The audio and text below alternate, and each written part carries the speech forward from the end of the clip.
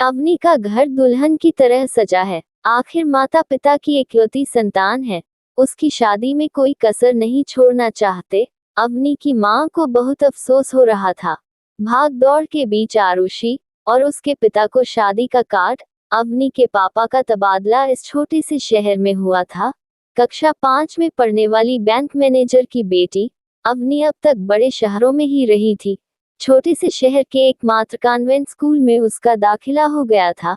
नए स्कूल में सारे बच्चों के अपने दोस्त थे। अवनी से कोई दोस्ती नहीं कर रहा था। उसी स्कूल के माली की बेटी थी आरुषि। गरीब परिवार की मेधावी आरुषि के भी कम ही दोस्त थे। कहीं न कहीं छोटी उम्र में ही अपने और दूसरे बच्चों के अंतर को समझने लगी थी। उसके स्कूल के बागीचे में साफ सफाई करते और उसी समय बच्चों की आधी खाने की छुट्टी होती। सारे बच्चे मुंह छिपाकर आंखों से इशारे करते। आरुषि सब कुछ जानते भालते अनजान बनने का नाटक करती। अवनी साल के आधे में स्कूल में आई थी तो टीचर ने उसका काम पूरा करवाने की जिम्मेदारी आरुषि को सौंपी। बस एक अदद दोस्त से महरूम दोनों ही एक दूसरे सहारा बन गई। साल बितते बितते दोनों पूरे स्कूल में दांत शरीर एक जान कहलाने लगी। अवनी के माता पिता भी आरुषि की यथासंभव मदद कर दिया करते थे। जहां पहले आरुषि पुरानी किताबों से पढ़ती थी, छठी कक्षा में अवनी के माता पिता ने उसके साथ ही आरुषि की भी नई किताबें खरीदी, नया यूनिफॉर्म सिलवाया, नए जूते, स्कूल बैग, पानी की बोतल पाकर तो आरुषि खुशी से फूली नहीं समा रही थी। अवनी की माँ कुछ ज्यादा ही स्नेह करने लगी थी। इस दिन माँ की बच्ची से अवनी के साथ ही आरुषि के भी खाने का डिब्बा जाने लगा। आरुषि के पिता किशन तो गदगद हो गए कि उनकी बेटी से उनके अलावा भी कोई इतना प्यार करता है। बेटी के सिर पर हाथ रखकर अक्सर कहते, बेटा अवनी का साथ तू कभी मत छोड़ना, उसकी हर कठिनाई को दूर करने की कोशिश करना। आरुषि भी सिर हिलाकर हाँ कहती। इंसान का चाहा कभी पूरा हुआ है भला। अवनी पिता के का तबादला फिर दूसरे शहर हो गया। 4 साल का साथ छूट गया। फोन तो आरुषि के घर था। नहीं, सिर्फ घर का पता ले अवनी चली गई। थोड़े दिनों में अवनी के नई जगह में नए नए दोस्त बन गए। मोबाइल आ जाने के बाद अवनी को चिट्ठी लिखना भारी लगता। आरुषि की महीने में एक चिट्ठी आ जाती पर स्वाभिमानी आरुषि घर की परिस्थितियों के बारे में कुछ न लिखती। दोनों ही ग्रेजुएट हो चुके थे। इधर कुछ दिनों से आरुषि की कोई चिट्ठी नहीं आती थी। अवनी की मां को चिंता होती परंतु मुस्तमौला अवनी कहती, आप बेकार में चिंता कर रहे हो। एग्जाम देकर चिल कर रही होगी या फिर आगे की तैयारी। 3 महीने बाद आरुषि की चिट्ठी आई। उसने लिखा था, मेरी पटना में जॉब की बात चल रही है, मैं इस महीने के आखिर में आऊंगी। बेफिक्र अवनी ने सोचा पटना आएगी तो मिलने तो जरूर आएगी। 3 साल बाद अवनी का घर दुल्हन की तरह सजा है। आखिर माता पिता की इकलौती संतान है। उसकी शादी में कोई कसर नहीं छोड़ना चाहते। अवनी की मां को बहुत अफसोस हो रहा था। भाग दौड़ के बीच आरुषि और उसके पिता को शादी का कार्ड डाक द्वारा ही भिजवाया था। किसी को पत्र देकर भेज नहीं सकी थी। न जाने कार्ड पहुंचा भी था कि नहीं। कोई नहीं आया तो मन में संशय था। अवनी हंसी खुशी विदा हो गई, परंतु उसकी खुशी ज्यादा दिन तक नहीं रही। एक संतान माता पिता के प्रेम के कारण घर का कोई भी काम नहीं सीख पाई थी।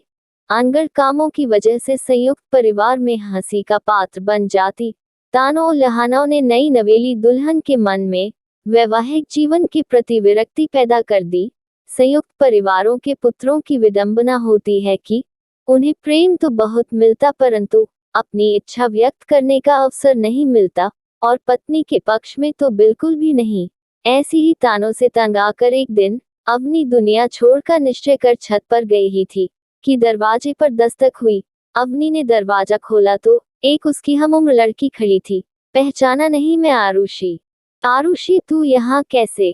कहाँ रहती है? मेरे घर का पता किसने बताया? अरे अरे, अंदर तो आने दे, मैं यही पास में जॉब करती हूँ। लंच में 2 घंटे का ब्रेक होता है। नीचे से तुझे छत पर देखा तो पहचान गई। अवनी ने आंखें नीची कर ली। क्या हुआ मुझे बता। न जाने कौन सा सम्मोहन था, अवनी ने सब कुछ बता दिया। बस इतनी सी बात है, मैं हूं ना, मैं तुम्हें सब सिखा दूंगी। मैं रोज इस समय आऊंगी। तुम्हें खाना बनाने से लेकर घर को कैसे व्यवस्थित रखना है सब सिखा दूंगी पर मैं आती हूँ, ये तुम किसी को ना बताना। इस समय घर के आदमी बाहर गए होते हैं और औरतें अपने कमरे में सो रही होती है। यही सही समय है। अब रोज आरुषि आने लगी, पर जिस दिन घर में कोई होता वो नहीं आती। धीरे धीरे अवनी हर काम में चतुर हो गई। घर वाले भी अंतर देख रहे थे। अब सास, नंद, जेठानी के ताने कम होने लगे। घर की परेशानियां न होने से पति का संग भी अच्छा लगने लगा। अभी वो खुश रहने ही लगी थी कि आरुषि ने घर आना छोड़ दिया। अवनी जब भी फोन नंबर की बात करती थी, वो इधर उधर के बहाने करके नहीं देती थी। जो पता दिया था वो भी झूठा निकला। अवनी को आरुषि की चिंता होने लगी। वो मायके में आई, पिता को बताया, जैसे भी हो आरुषि को ढूंढना पड़ेगा। माता पिता हतप्रभ, ऐसा कैसे हो सकता है। 3 साल ले आरुषि के पिता की मृत्यु हो गई थी। 3-4 महीने बाद उसे जॉब मिली। पटना जाने के लिए निकली परंतु वापस नहीं आई। सुना है जहां जॉब के लिए गई थी, उन्होंने उसका बलात्कार करके मार डाला। उसकी सड़ी गली लाश 3 दिन बाद पुलिस को आई कार्ड से उसकी पहचान हुई। अवनी की शादी के बाद शगुन की मिठाई देने वो गए, तब उन्हें पता चला। फिर तुम्हारे पास कौन आया था? अवनी की माँ आरुषि का आई कार्ड दिखाते हुए पूछा। वह आरुषि ही थी माँ। आज से नहीं, पिछले 3 साल से मेरे साथ अजीब अजीब बातें हो रही थी।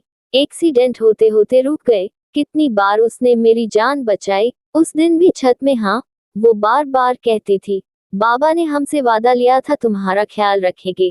ख्याल तो रखेंगे ही, आखिर तुम मेरी इकलौती दोस्त हो। दोस्तों, ऐसी ही ऑसम कहानियाँ पढ़ने और सुनने के लिए हमारे चैनल ऑसम कहानियाँ को प्लीज लाइक करना और अपने खूबसूरत दोस्तों के साथ शेयर करना और सब्सक्राइब करना। धन्यवाद।